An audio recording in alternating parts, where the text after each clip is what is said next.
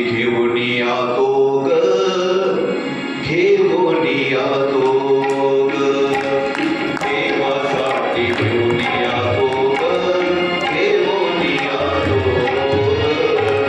अवघा भोग त्यागी येणार, अवघा भोग त्यागी येणार, अवघा भोग त्यागी येणार, अवघा भोग त्यागी येणार. देवासाठी घेऊन यातो ग, अवघा भोग त्यागी येणार, देवासाठी घेऊन यातो ग, अवघा भोग त्यागी येणार. फक्त आता भगवत प्राप्ती हेच त्या ठिकाणी ध्येय राज्य परीक्षेच्या समोर त्या ठिकाणी राहिलेलं आहे.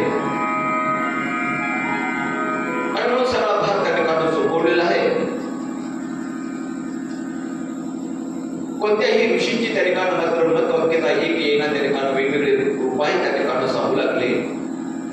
राजाला मात्र आता मरण चुकण्याची इच्छा नव्हती. पुन्हा पुन्हा पुन्हा पुन्हा राजा त्या ठिकाणी भगवंताची त्या ठिकाणी प्रार्थना त्या ठिकाणी होते. भगवंता मला याच्यातून काहीतरी मार्ग त्या ठिकाणी सुचव. तेवढ्यात शुक योगिंद्रांचं त्या ठिकाणी आगमन त्या ठिकाणी झालं. भगवंताची लीला असते. कुठल्याही गोष्टीचा एखादा आपण जर त्यावेळेस ध्यास घेतो ना, आणि खरंच भगवंताची कृपा व्हायची असेल तर त्या गोष्टी ऑटोमॅटिक त्या ठिकाणी होतात. आणि तर वेगवेगळे प्रकार त्या ठिकाणी सांगत होते. वेगवेगळे तुम्ही असं करा, तुम्ही तसं करा, तुम्ही ध्यानधारणा करा, तुम्ही जप करा, तुम्ही तप करा, तुम्ही भजन करा, वेगवेगळे सांगत होते. परंतु त्या ठिकाणी योग्य मार्ग काय करावा हे मात्र राजाला त्या ठिकाणी कळत नव्हतं. तेवढ्यात त्या ठिकाणी शुकदेवजी महाराजांचं त्या ठिकाणी आगमन त्या ठिकाणी झालेलं आहे. कोण देशो ये आया बाबा जोगी, आया बाबा जोगी, कोण देशोशी आया बाबा जोगी, आया बाबा जोगी, कोण देश आया जोगी, आया बाबा जोगी, कोण देशोशी आया बाबा जोगी, आया बाबा जोगी, आया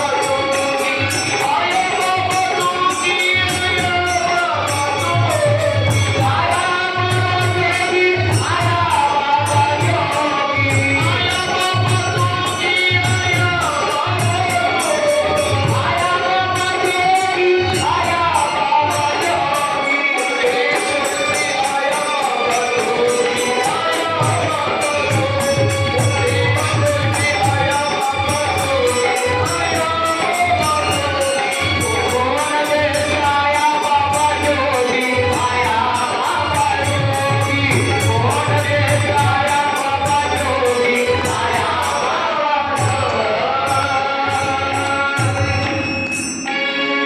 भगवंताची अगणित लीला त्या ठिकाणी असते. अचानक शुकदेवजी महाराजांचं त्या ठिकाणी आगमन त्या ठिकाणी झालेलं आहे. राजाला परमहर्ष झालं. राजानं त्याचं पूजन त्या ठिकाणी केलेलं आहे. सर्वांना आनंद झाला. राजाने ही प्रार्थना केली.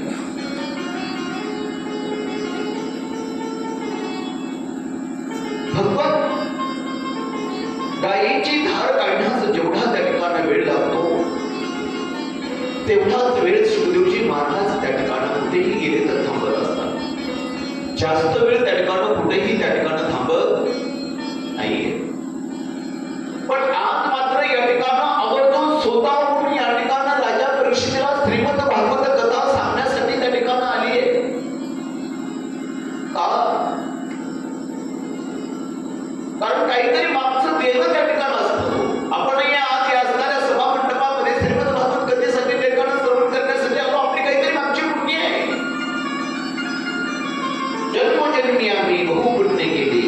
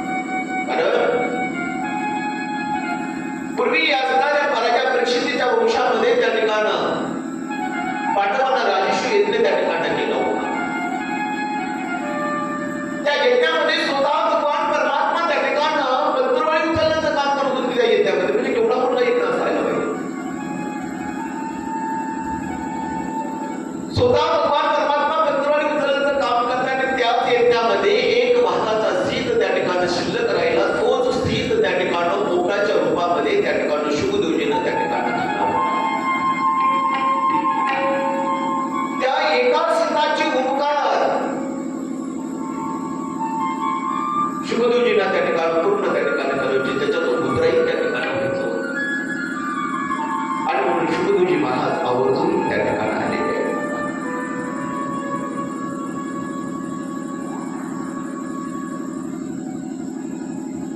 राजाने त्यांचं स्वागत त्या ठिकाणी केलेलं आहे.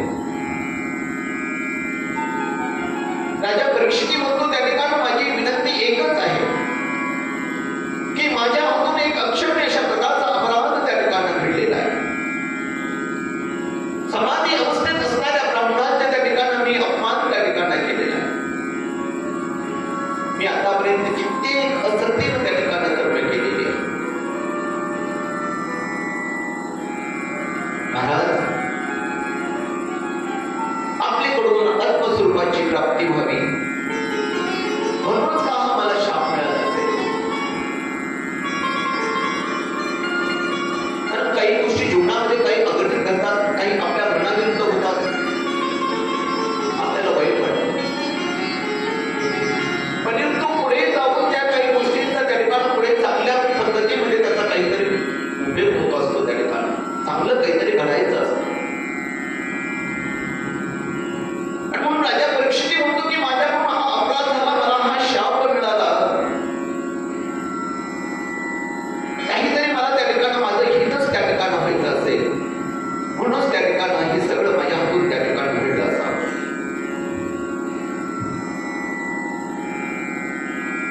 हे महाराज, मी उपवास त्या ठिकाणी माझा चालू आहे. आता फक्त मी काय करावं काय करू नये तेच मला त्या ठिकाणी सांगा. राजा ऋषभाचार्यांचं त्या ठिकाणी चरित्र लिहिलेलं आहे. विचारणारा व सांगणारा दोघी समान अधिकारी आहेत. राजा परीक्षितही त्या ठिकाणी भगवान विष्णूचा त्या ठिकाणी चाहता आहे, भगवान शंकराचा त्या भगवान कृष्णाचा चाहता आहे. हृदयामध्ये भगवंताला त्यांचा वास आहे राजा परीक्षितीचा. आणि शुभदेवजी महाराजही त्या ठिकाणी भगवंताची चाहते आहेत, भगवंताच्या लीला त्या ठिकाणी जातात, श्रीमद भागवत त्या ठिकाणी जातात. दोघंही भगवत भक्त आहेत. येथे असावे जातींचे वेड्या गवळ्याचे काम नाही.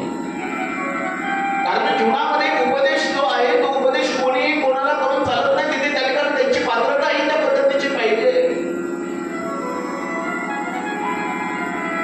मी नेहमी सांगत असतो, पाठीमागे समजलेलं असेल आपल्याला त्या ठिकाणी की एक चिमणी त्या ठिकाणी असणाऱ्या माकडाला उपदेश करत होती.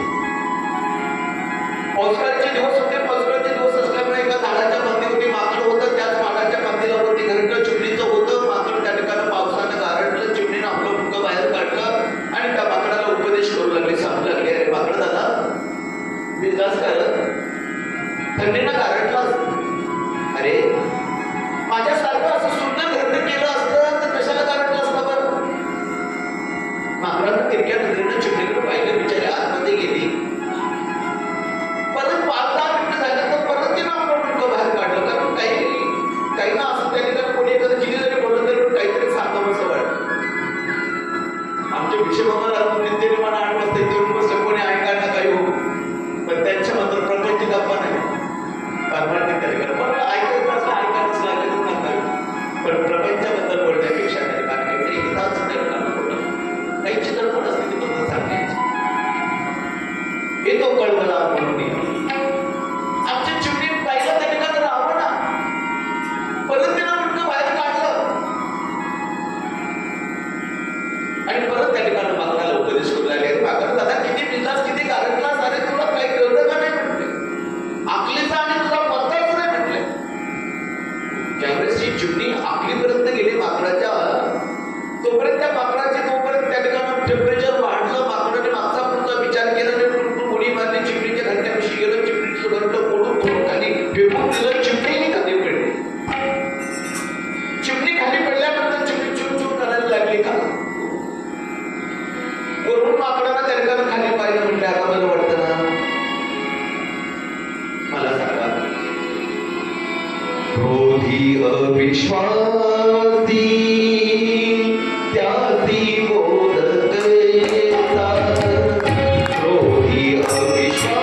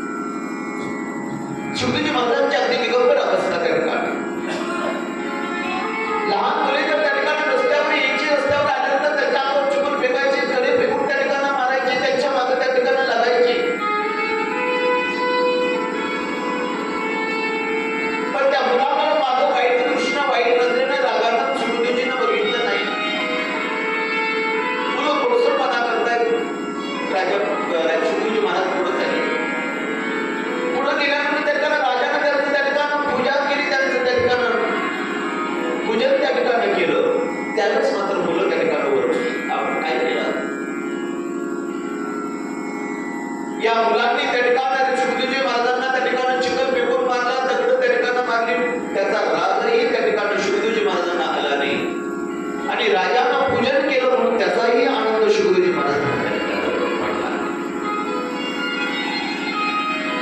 तृप्त काम पूर्ण शांतीचा गोळा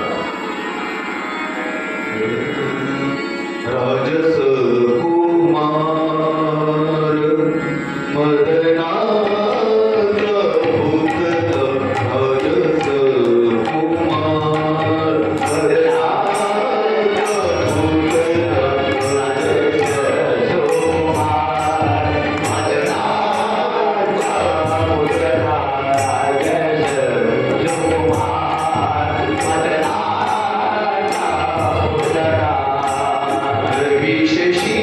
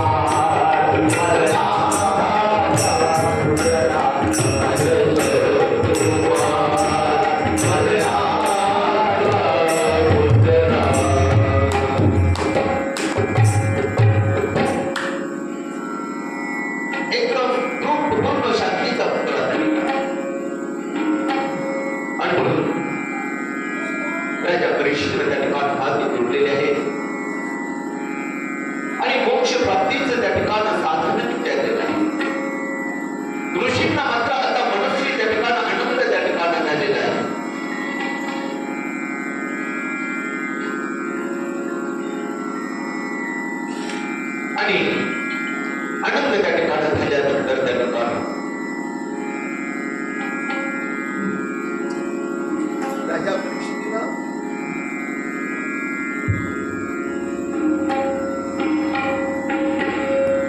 सुंदर अशा प्रकारचा प्रश्न त्या ठिकाणी शुभदेवींना त्या ठिकाणी केलेला आहे.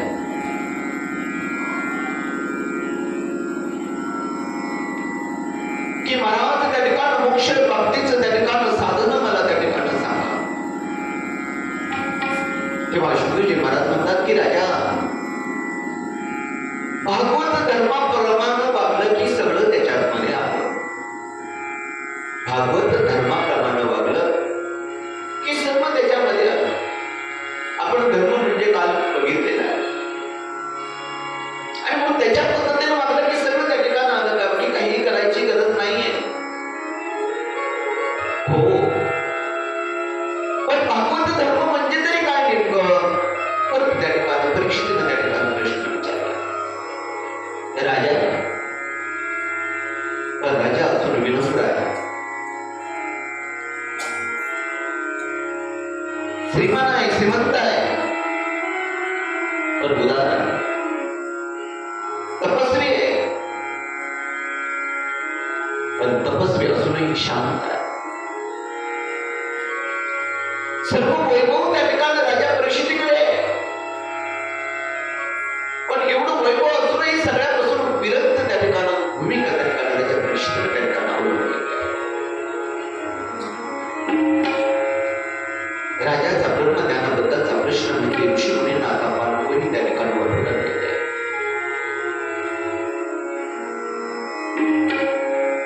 कारण या अज्ञानी जीवांच्या उद्धाराकरिता या ठिकाणी दालनच त्या ठिकाणी उघडलेलं आहे. पतितांच्या उन्नतीचा मार्ग त्या ठिकाणी आता सापडलेला आहे. राजानं मनोभावी त्या ठिकाणी प्रार्थना त्या ठिकाणी करीत त्या ठिकाणी होता.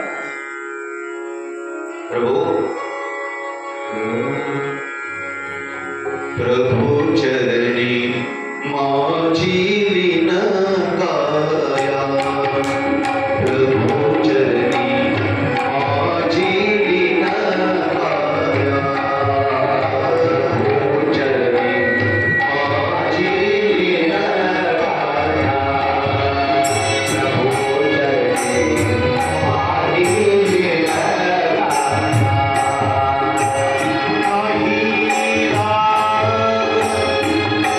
माझी लीन काया.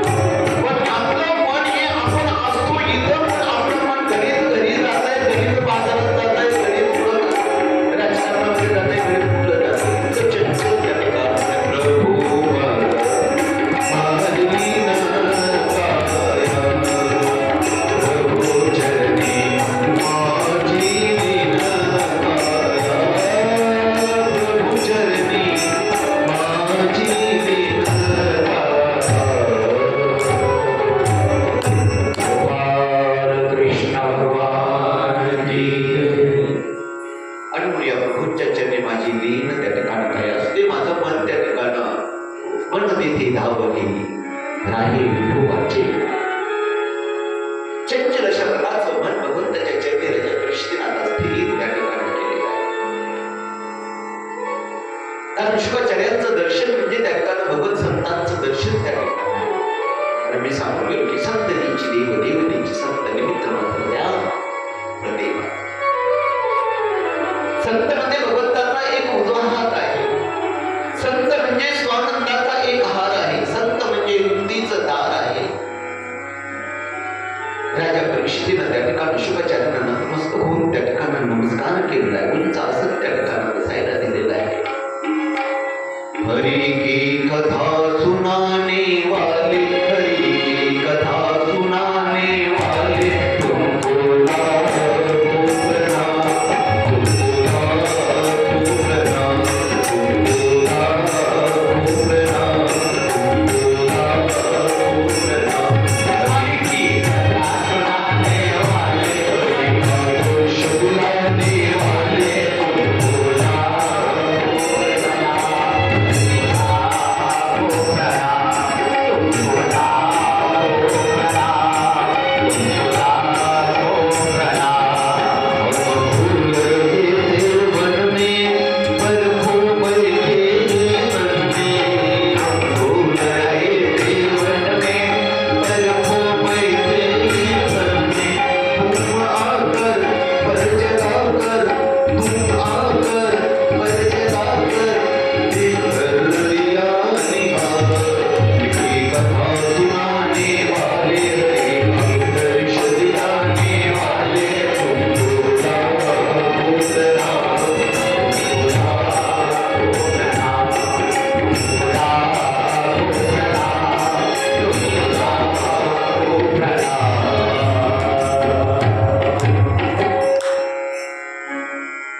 शुभदेवजी महाराजांना नमस्कार त्या ठिकाणी केलेला आहे. आम्ही इकडे तिकडे त्या ठिकाणी भटकत होतो. त्या ठिकाणी आम्हाला योग्य अशा प्रकारचा मार्ग त्या ठिकाणी सापडत नव्हता.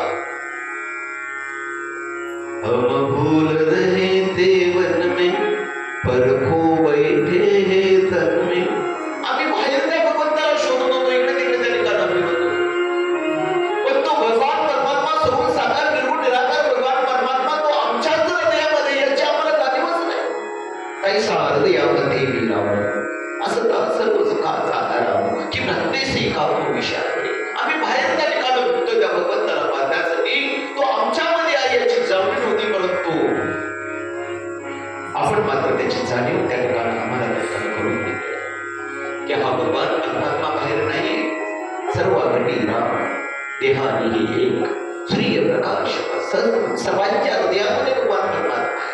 फक्त त्याला शोधण्याचा प्रयत्न त्या ठिकाणी करा, आत्मचिंतन त्या ठिकाणी करा.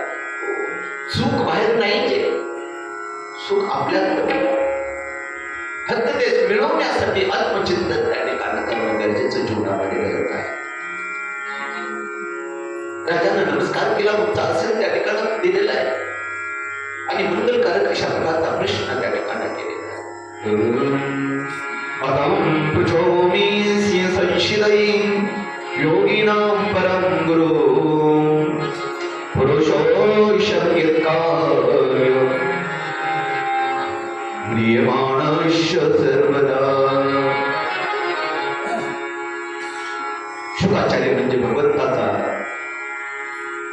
एक भागवताचार्य त्या ठिकाणी. शुभदेवजी महाराज राजाकडे पाहून त्या ठिकाणी बोलताय. राजा, तो एकदम सुंदर अशा प्रकारचा प्रश्न त्या ठिकाणी, मंगलकारक अशा प्रकारचा प्रश्न त्या ठिकाणी. राजा, अरे माझ्या पिताजी जे मला भागवत शास्त्राची प्राप्ती झाली आहे ना, तोच भागवत धर्म म्हणजे एकमेव उद्धराचा त्या ठिकाणी धर्म आहे. भागवत श्रवणाने भगवंताबद्दल निष्काम अशा प्रकारची प्रीती त्या ठिकाणी निर्माण होते आणि त्या प्रीतीतूनच खऱ्या ज्ञानाची प्राप्ती करतात. कारण हे भागवत म्हणजे आपण भक्तीपूर्वक शुद्ध अंतःकरणाने त्या ठिकाणी 7 दिवस श्रवण करत असतो.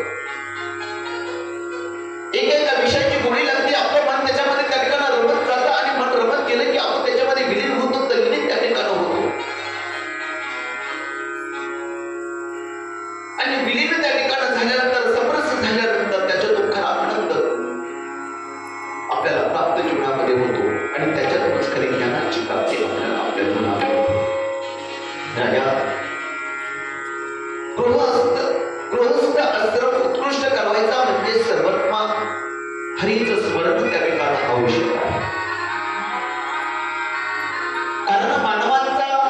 स्त्रियांचा संबंध तो कशाबद्दल येत असेल, उजाडल्याबरोबर दिवस उगवल्यानंतर तर त्या ठिकाणी स्त्रियांचा संबंध बघितला तर झाडून घेणे, पाणी भरणे, ही सगळ्या वेगवेगळ्या कामाशी त्या ठिकाणी संबंधित उकळी, केरसुणी वगैरे वगैरे. परंतु ही कर्म करत असताना, ही काम करत असताना कळत नकळत अनेक अशा प्रकारच्या चुका आपल्याकडून त्या ठिकाणी होतात, अनेक प्रकारच्या हिंसा पाप आपल्याकडून घडत असतात. आणि म्हणून या पापाच्या क्षालनार्थ नामस्मरण हे आवश्यक आहे.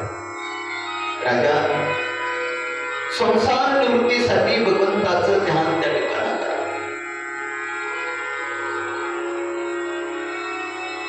आणि असा प्रश्न त्या ठिकाणी विचारल्यानंतर त्या ठिकाणी भागवत धर्माप्रमाणे वागावं म्हणून त्या ठिकाणी शुकदेवजी महाराज त्या ठिकाणी सांगतात.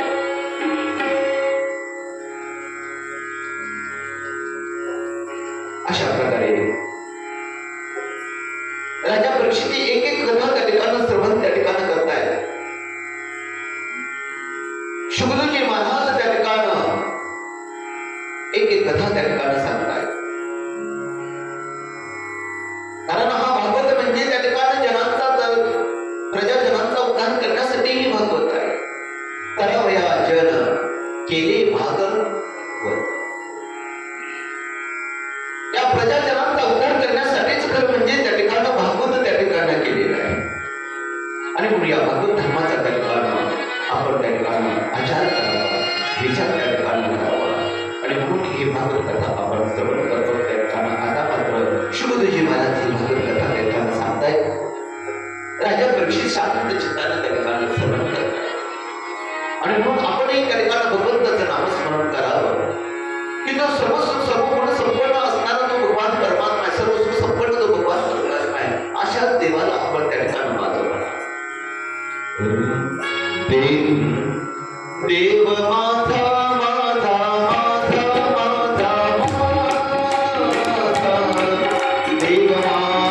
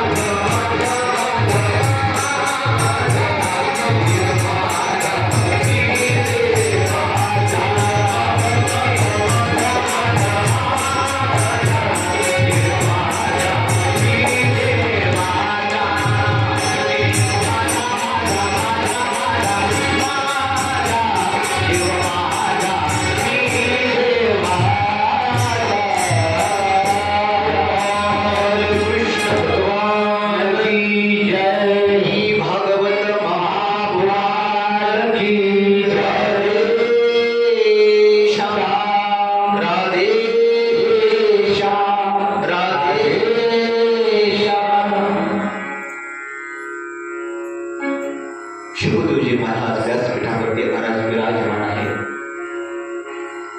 राजा परीक्षित नम्रपणे त्या ठिकाणी हात जोडून पद्मासन घालून त्या ठिकाणी शुकदेव महाराजांना श्रीमद भागवतातला एक एक प्रसंग त्या ठिकाणी विचारलाय. आणि शुकदेवजी महाराज त्या प्रसंगाचं त्याचं उत्तर त्या ठिकाणी देत आहे. राजा, तू शांत चित्ताने त्या ठिकाणी ऐकत आहे म्हणून मी तुलाही त्या ठिकाणी सर्व काही त्या ठिकाणी सांगतो. एक असणारी कथा मी तुला त्या ठिकाणी सांगतो. त्या ठिकाणी शुकदेवजी महाराज म्हणतात, पुरा विश्वसृजा सत्रे समेता परमार्षया तथा वर्गना सर्वे सा गुणायोनया.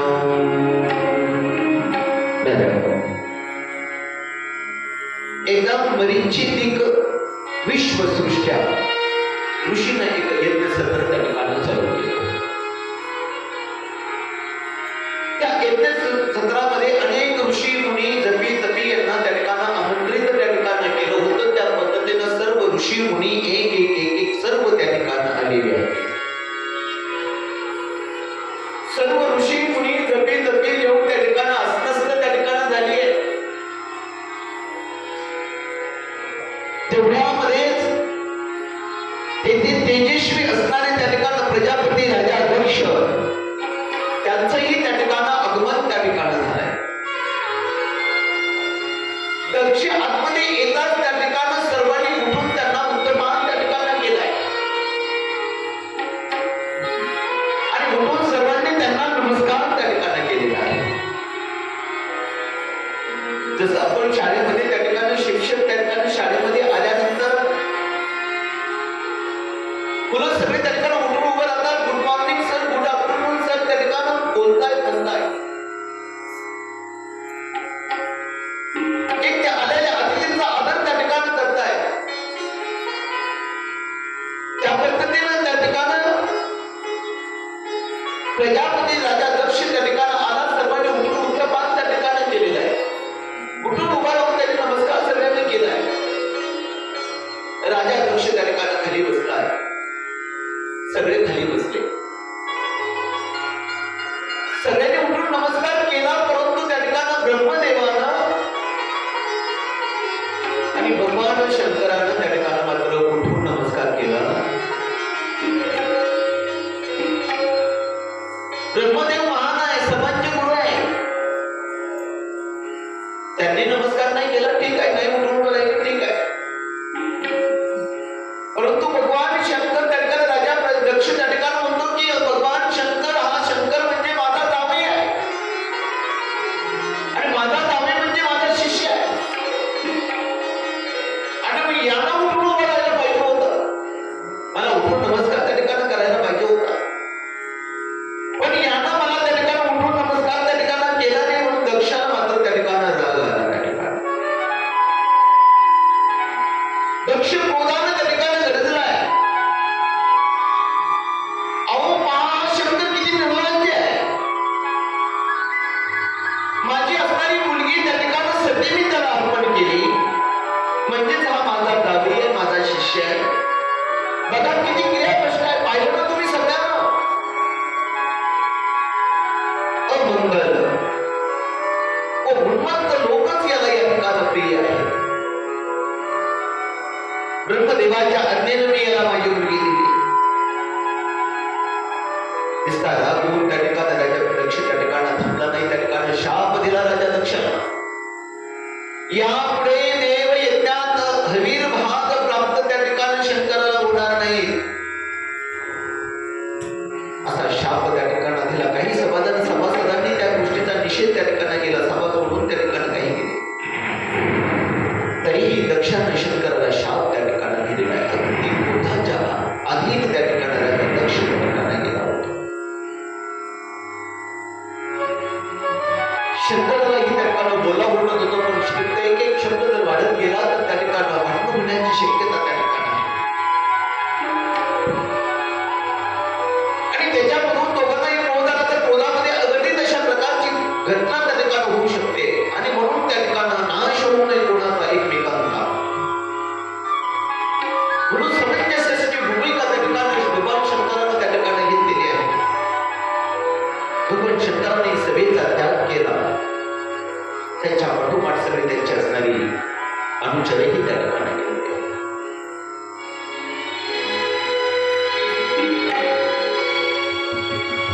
पुढे ब्रह्मदेवानं त्याच सत्रामध्ये त्या दक्षाला प्रजापतीच्या त्या ठिकाणी अधिपत्याखाली त्याचा आवेश करून घेतला.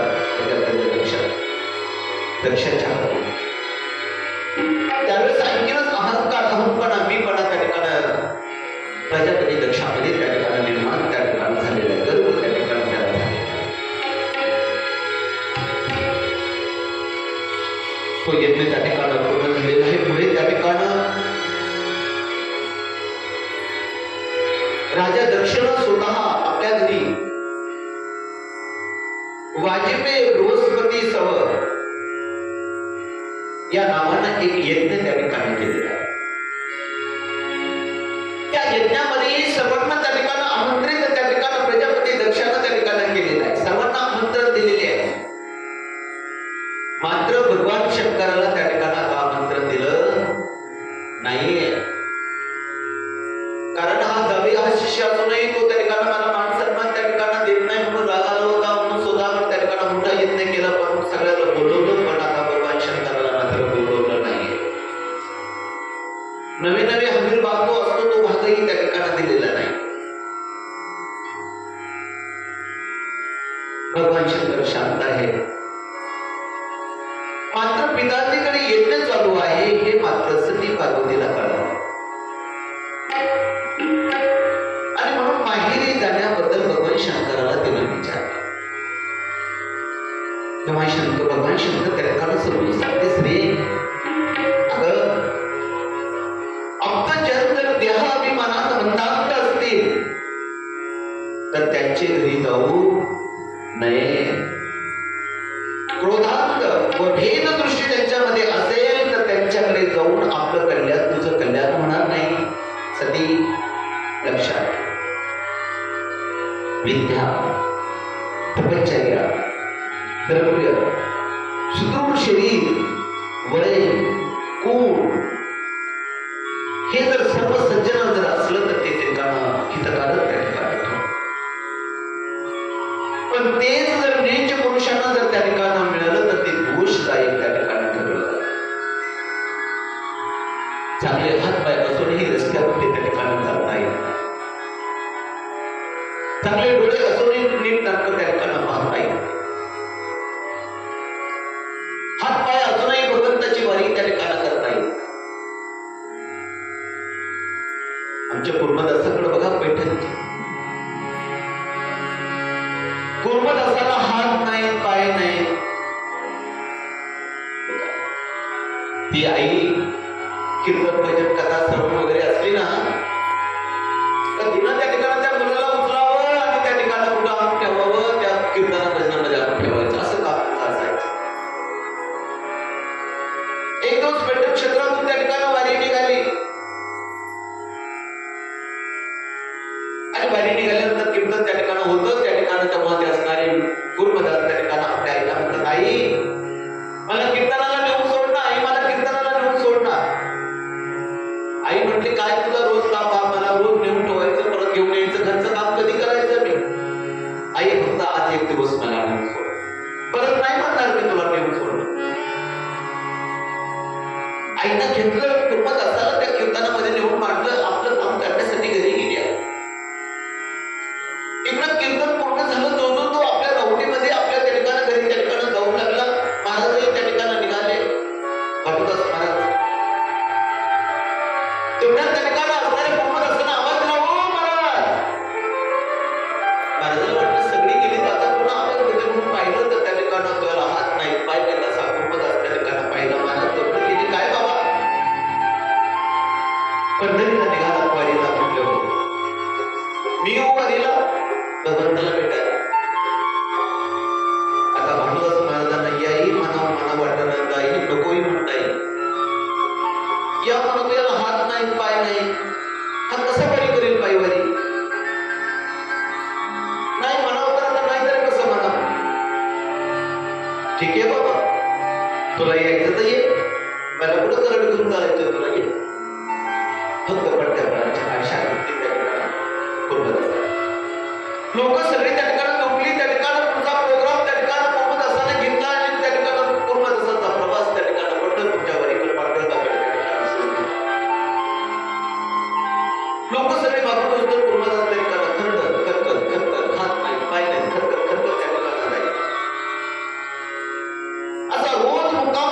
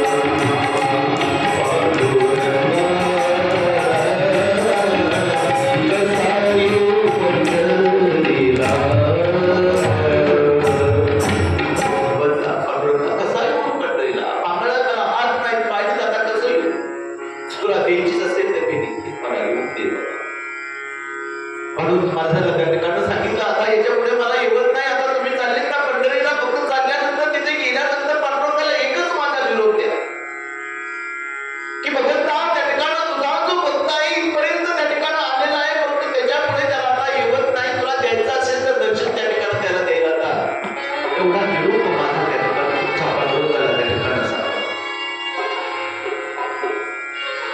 वारकरी त्या ठिकाणी निघाले इकडे मुक्काम त्या ठिकाणी त्याच ठिकाणी झालेला आहे भगवंताला त्या ठिकाणी कळलं भगवान परमात्माने घोड्याचं रूप त्या ठिकाणी विठ्ठल किसमी म्हणून त्या ठिकाणी रूप धारण केलं तम तम तम घोडा त्या ठिकाणी आला म्हटले काय बुवा कुठे निघाले म्हटले पंढरीला निघालो हात नाही पाय नाही म्हटलं तर काय कर हे काय म्हटले आता मी या ठिकाणी व्यापार करतोय रोज संध्याकाळी त्या ठिकाणी मी येतोय तुम्हाला खायला प्यायला त्या देतोय आता मला तरी व्यापारच करायचा या परिसरामध्ये भूक लागली असं खायला घ्या जरा जेवण करा खायला दिलं जेवण केलं मी परत येईल बरं का उद्या संध्याकाळी परत येईल कारण याच परिसरामध्ये मी त्या ठिकाणी व्यापार करतोय या या या मी वाट पाहिजे भगवान परमात्मा गेले पण विटेवर त्या ठिकाणी गेल्यानंतर तिकडे भक्त त्या ठिकाणी रोज पंढरीला येऊ लागले इकडे याचं भगवान परमात्मा विसरूनच गेले इकडे त्या ठिकाणी पंढरपूरचे त्या ठिकाणी वारकरी आहेत महाद्वारामध्ये त्या ठिकाणी नामदेव महाराजांचं कीर्तन त्या ठिकाणी चालू झालं ज्ञानोबा त्या ठिकाणी कीर्तन श्रवण करायला त्या ठिकाणी उभे आहे कीर्तन रंगामध्ये त्या ठिकाणी आलेला आहे पांडुरंग गतीवरती विटीवरती त्या ठिकाणी हात ठेवून उभा आहे की असणारी वारकरी त्या ठिकाणी गेली पांडुरंगाचं सुंदर सवडे पाचंदर ते तर कठेवरी ठेवूया भगवंताचं सुंदर रूप महाकालोचने चुक झाले व साधने सुंदर भगवंताचं स्वरूप बघितलं आणि दर्शन घेतलं आणि त्या वारकऱ्यांना सांगितलं त्यांना आठवण आली कृपादासांची तेव्हा तुमचा जो भक्त आहे ना त्या ठिकाणी कृपादास इथपर्यंत आला तर म्हणून नावामध्ये परंतु त्या ठिकाणी त्याच्या पुढे त्याला येवत नाही त्याला निरोप सांगितला त्याला जर तुला भेटायला जाता येत असेल तर जा वारकरी निघून गेले भगवंताला मात्र ध्यान झालं आपण त्याला येतो म्हटलं पण आपण गेलो नाही भगवान परमात्मा आहे तसेच त्या ठिकाणी विठवून तसेच निघाले मूर्ती तिथे राहिली परंतु जे चैतन्य होतं ते तेज होतं ते चैतन्य त्या ठिकाणी त्याच्यातून मूर्तीतून बाहेर निघाला आणि गडबडीनं त्या ठिकाणी पळायला लागले नामदेव महाराजांचं लक्ष त्या ठिकाणी गेलं आणि भक्ताला कळतंय सांग की भगवान परमात्मा एवढे गडबडीनं चालले नेमकं कुठं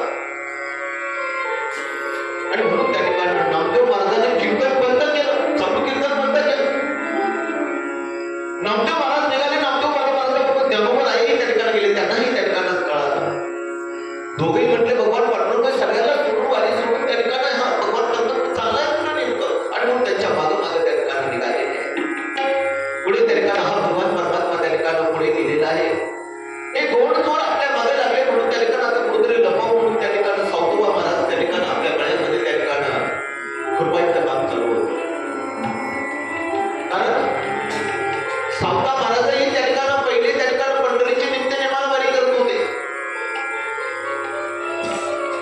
पण त्या ठिकाणी तिथे गेल्यानंतर त्यांना त्या ठिकाणी नामदेव महाराजांना जसं त्या ठिकाणी सांगितलं की नामदेव महाराजांना स्वरूप रूपामध्ये भगवान परमात्मा पाण्याची सोय होती ज्ञानोबाईंना त्या ठिकाणी सांगण्यासाठीच त्या ठिकाणी इथपर्यंत आणलेलं आहे की स्वरूपामध्ये त्या ठिकाणी भगवान परमात्मा पाहावा हा फक्त त्या ठिकाणी या असणाऱ्या सर्व भक्तांनी त्या ठिकाणी ऐकलेला आहे स्वरूप रूपामध्ये पण हा खरा म्हणजे निर्गुण निराकार त्याच्यामध्येही पाण्याची आपल्याला आपल्या मनामध्ये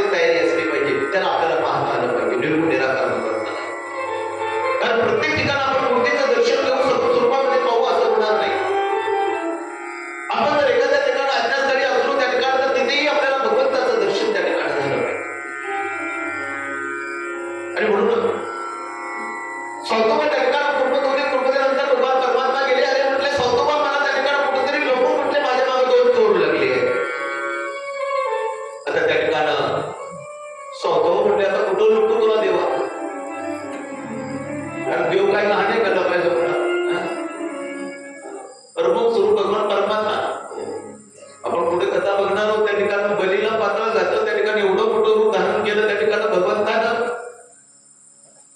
2 पावलामध्ये सगळं त्या ठिकाणी व्यापून टाकलं. 3रं पाऊल कुठं ठेवू म्हटले, त्या ठिकाणी शेवटी डोक्यावर ठेवा लागला. पातळात घातला बली. एवढा मोठा हा भगवान परमात्मा, तिन्ही लोक त्यांनी व्यापून केलंय.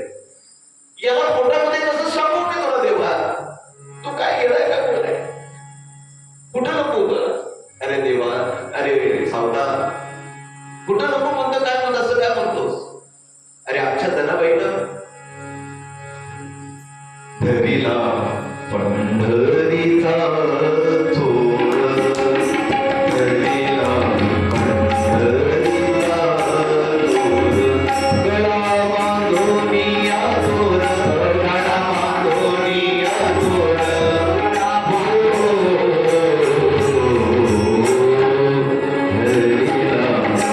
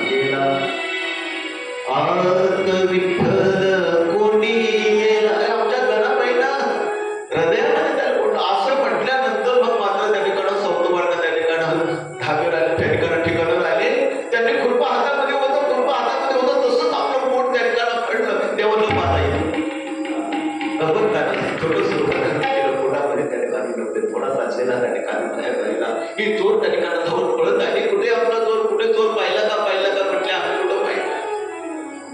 शेवटी त्या ठिकाणी नामदेव महाराजांना त्या ठिकाणी भगवान स्वरूप रूपामध्ये पाहण्याची त्या ठिकाणी सवय होती. म्हणून त्या ठिकाणी भगवानाचा दिसाना, देव दिसाना म्हणून गडबड लागले, अट्टहास त्या ठिकाणी करू लागले.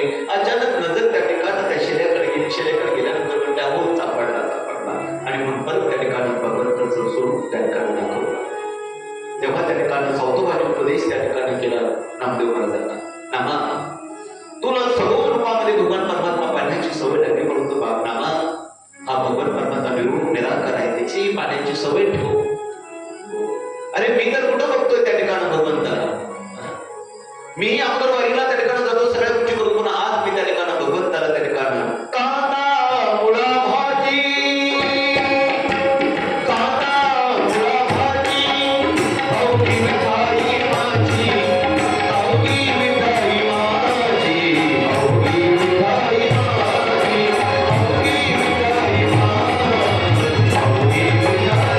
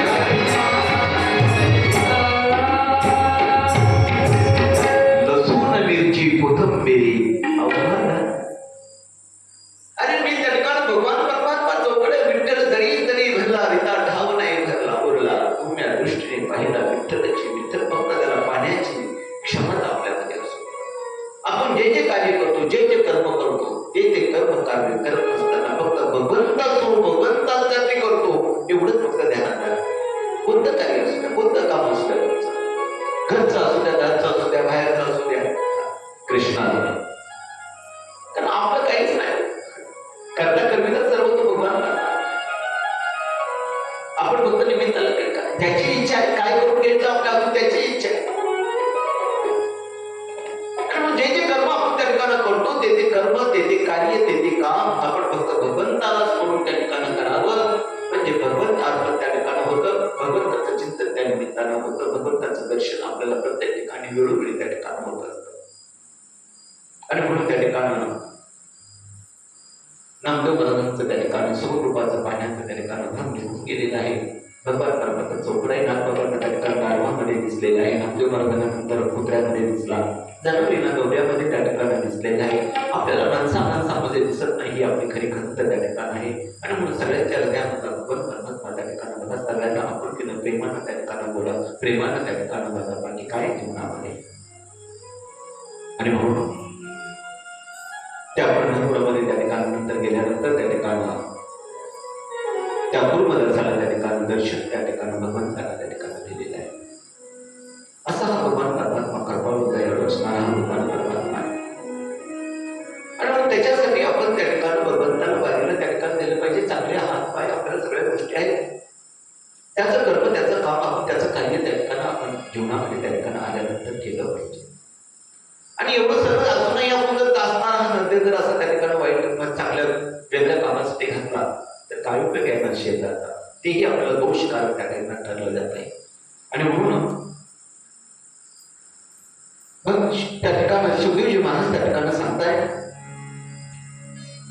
की हे सर्व जे ते काही तर त्या ठिकाणी चांगलं त्या ठिकाणी हात पाय शरीर हे चांगल्या ठिकाणी चांगल्या कार्यासाठी जर वापरलं तर तेच शरीर चांगलं त्या ठिकाणी ठरलं जातं. याच शरीरानं आपल्याला मुक्तीचं द्वार त्या ठिकाणी सापडलं जातं, पाहिलं जातं. कारण शरीर जरी नश्वर असलं तरी मन याच शरीरानं नश्वर शरीराच आपल्याला मुक्ती त्या ठिकाणी प्राप्त होते. आणि म्हणून भगवंताचं नामस्मरण चिंतन त्या ठिकाणी करावं. त्याच्यासाठी तिला दिले इंद्रिय हातपाय कान डोळे मुख बोले वचन देवी तू थोडशी नारायण देवी तिला देह भजना मोठा सुंदर शब्दाचा हृदय आपल्याला भगवंताचं नामस्मरण करण्यासाठीच त्या ठिकाणी भगवंतांना दिलेलं आहे. आणि मग त्यांचं नामस्मरण त्या ठिकाणी आपण त्या ठिकाणी केलं पाहिजे. गोविंद बोलो हरी आता आपण कसं आपण नंतर एक भजन शब्द ठेवू परत एक तुम्ही मग म्हटलेलं देवीचं भजन आपण घेऊ म्हणतो. आणि म्हणून त्या ठिकाणी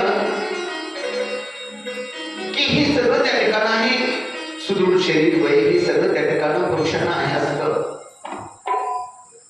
आणि म्हणून ते चांगल्या पुरुषांना असावं. श्रेष्ठ लोकांच्या त्याच्याकडे त्या ठिकाणी लक्ष नसतं.